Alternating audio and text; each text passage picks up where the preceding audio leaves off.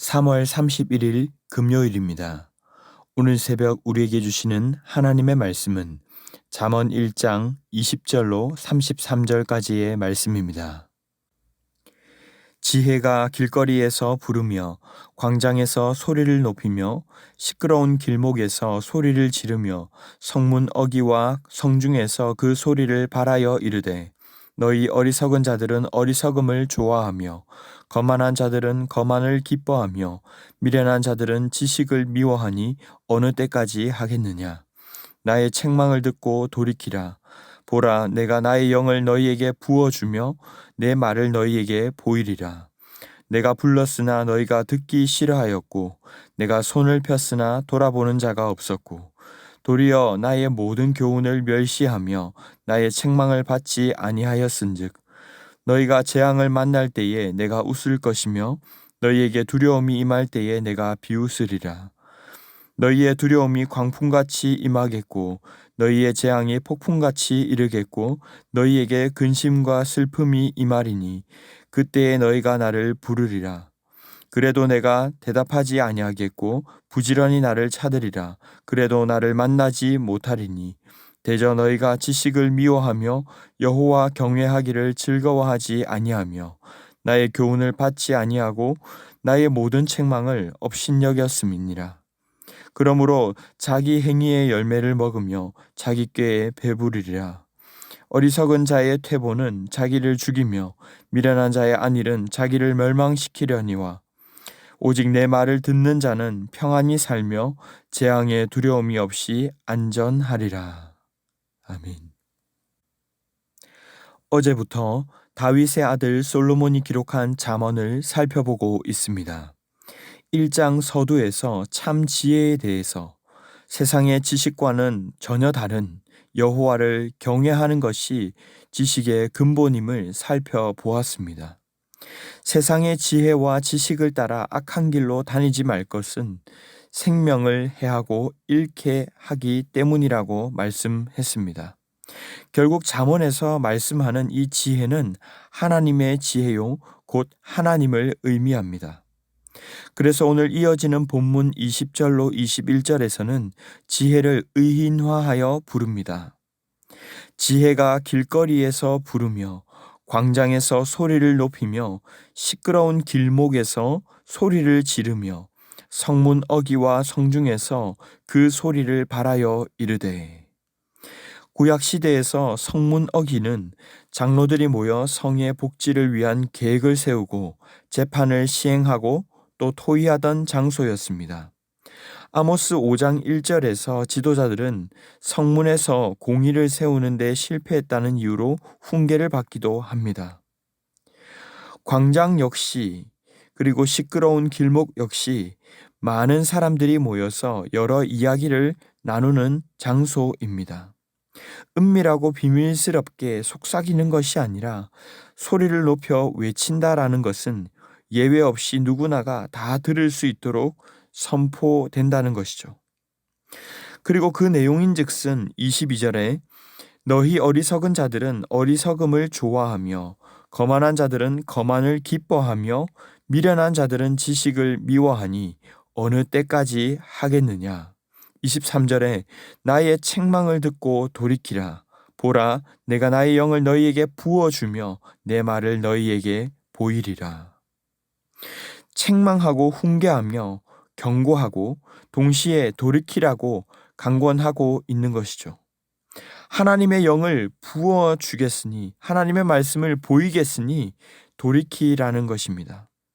하지만 24절로 25절에 어리석고 미련한 자들은 그렇게 부르는 지혜의 부름을 단번에 거절합니다. 내가 불렀으나 너희가 듣기 싫어하였고 내가 손을 폈으나 돌아보는 자가 없었고 도리어 나의 모든 교훈을 멸시하며 나의 책망을 받지 아니하였은즉. 잠언의 핵심 구절인 1장 7절에서 미련한 자는 지혜와 훈계를 멸시한다고 했는데 바로 그 교훈을 멸시하고 있는 것입니다. 이에 대한 하나님의 반응은 무엇일까요? 두려움과 재앙, 근심과 슬픔이 임할 것이라고 말씀합니다. 26절로 28절까지 너희가 재앙을 만날 때에 내가 웃을 것이며 너희에게 두려움이 임할 때에 내가 비웃으리라. 너희의 재앙이 폭풍같이 이르겠고 너희에게 근심과 슬픔이 임하리니. 이런 위기가 닥쳐서야 그들은 하나님을 찾고 부르게 될 것입니다. 하지만 하나님은 대답하지도 않으시고 만나지도 못할 것이라고 말씀합니다. 앞에서는 그렇게 지혜가 그들을 부르고 찾았지만 그들이 듣지 않고 업신여겼기에 지혜도 그들의 부르짖음을 듣지 않고 외면할 것이라는 것입니다. 29절로 30절에 대저 너희가 지식을 미워하며 여호와 경외하기를 즐거워하지 아니하며 나의 교훈을 받지 아니하고 나의 모든 책망을 업신여겼음이니라. 하나님을 의뢰하면 하나님이 책임지시겠지만 말씀을 무시하고 내 마음대로 살게 되면 그 자신이 그 결과를 책임져야 한다는 것입니다. 31절에 그러므로 자기 행위의 열매를 먹으며 자기 꾀에 배부르리라. 잠언 기자는 이런 일련의 과정을 이렇게 정리합니다. 32절과 33절에 어리석은 자의 퇴보는 자기를 죽이며 미련한 자의 안일은 자기를 멸망시키려니와 오직 내 말을 듣는 자는 평안히 살며 재앙의 두려움이 없이 안전하리라.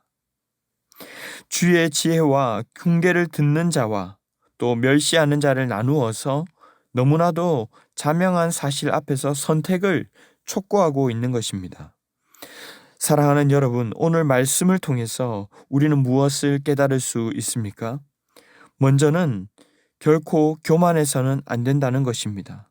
하나님의 말씀 지혜가 미처 전달되지 못한 것이 아니라 누구나 들을 수 있도록 외치고 소리 지르며 알 수 있었습니다.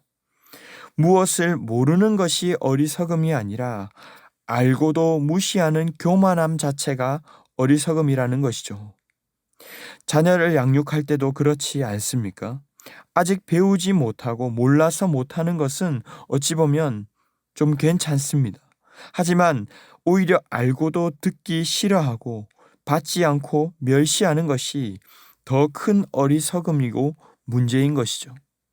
오늘 말씀에서는 재앙을 만날 때에 부르짖으나 이를 하나님이 외면하시기에 이들에게는 두려움과 근심, 슬픔이 폭풍처럼 닥쳐올 것이라 했습니다.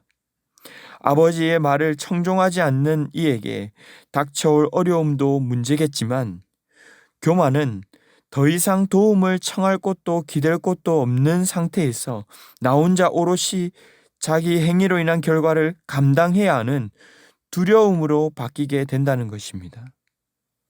그렇다면 두 번째는 간단합니다.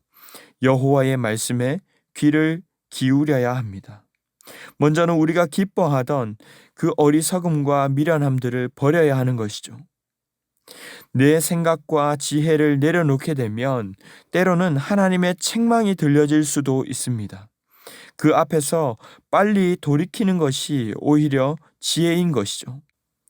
디모데후서 3장 16절에 모든 성경은 하나님의 감동으로 된 것으로 교훈과 책망과 바르게 함과 의로 교육하기에 유익하다고 했습니다. 교훈, 책망, 바르게 함, 어찌 보면 우리가 듣기 싫어하는 것이지만 그것이 우리에게 유익하다는 것입니다. 이때 주어지는 복이 33절에 말씀하셨던 것처럼 평안함, 두려움이 없는 삶입니다. 주의 말씀에 순종하며 주님 안에 거하게 될 때 우리는 누구보다 평안을 누리게 될 것입니다. 사랑하는 성도 여러분, 말씀을 맺겠습니다. 하나님을 경외하기를 우리 삶의 표대로 삼지 않으면 우리 또한 결코 거만함과 어리석음을 피할 수 없습니다. 무엇보다 그 삶과 마음에 평안이 있을 수 없습니다.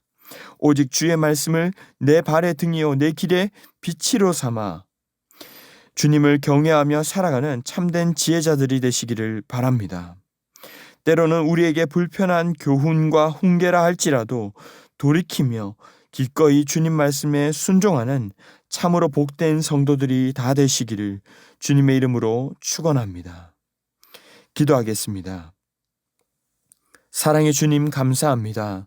오늘 새벽에도 주의 말씀으로 교훈하시고 우리를 인도하여 주심에 감사합니다. 주의 말씀 앞에서 나의 경험과 생각을 앞세워서 알고도 행치 않고 듣고도 무시했던 교만이 있었다면 용서하여 주시옵소서.